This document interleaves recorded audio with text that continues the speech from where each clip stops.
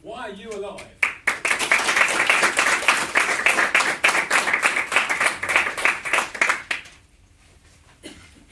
Tonya was oscillating between life and death.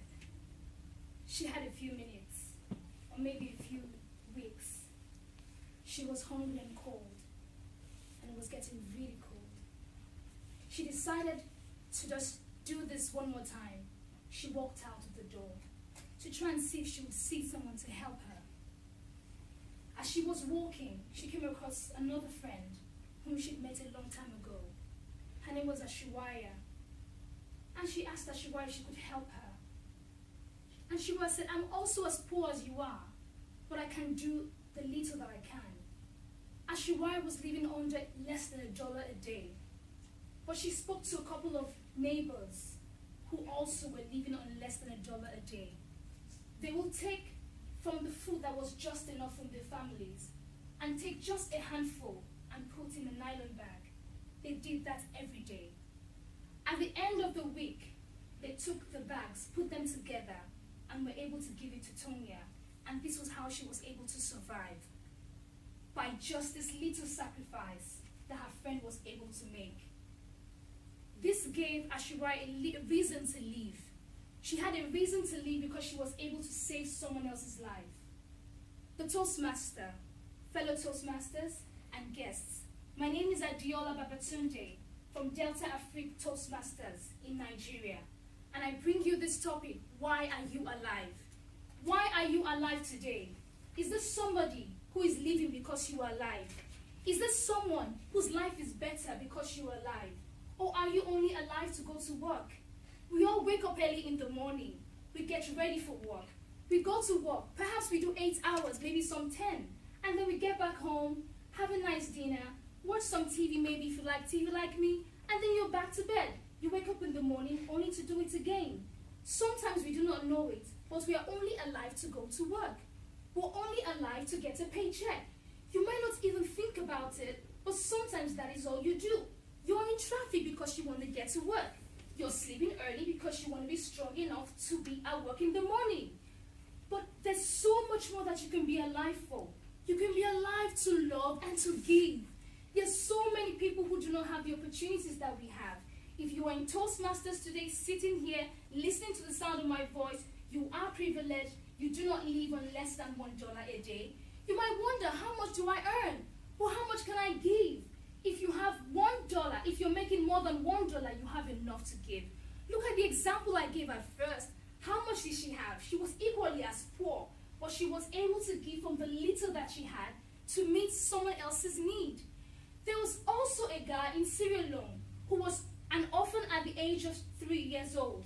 But guess what? Someone came and adopted him and gave him a new lease on life. Have you adopted anyone?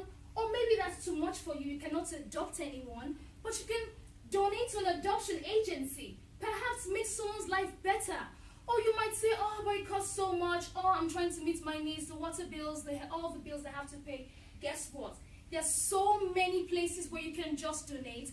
£1, it could be 50 pence. It's possible. After this speech, just ask me where you can donate. Maybe you can donate to some hungry child in Africa. You might wonder, oh, here she's come with this African thing again. Oh, they're always in need. Oh, they're always... People are dying. We have to tell somebody. Somebody has to help the dying people. Somebody has to reach out. We are more privileged. If you come to where I stay, you'll be surprised. You'll be shocked. Several people are out there in the cold right now. They cannot afford to buy a jacket. Oh, you're so lucky we're in London. We're having fun. But so many people are going hungry.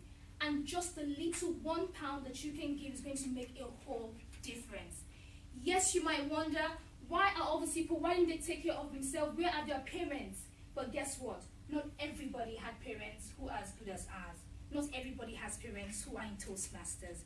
Perhaps my son will have a new lease in life. Perhaps he will be a Toastmaster one day. Perhaps I'll have a daughter who will also come and give a speech and she say, oh, mom did it and I'm going to do it. But what if? What if I wasn't a Toastmaster? What if I didn't have the opportunity to work where I'm working today? What if I couldn't come to the UK? What if I couldn't go to school? What if I couldn't even drink good water? There are so many children today who cannot afford to drink clean water. so many. Why are you alive? Are you alive to come to Toastmasters meetings twice a month? Are you alive because you want to go to the pub and have a good time?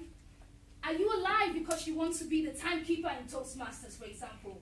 Or are you alive because you want to be the next speaker in Toastmasters?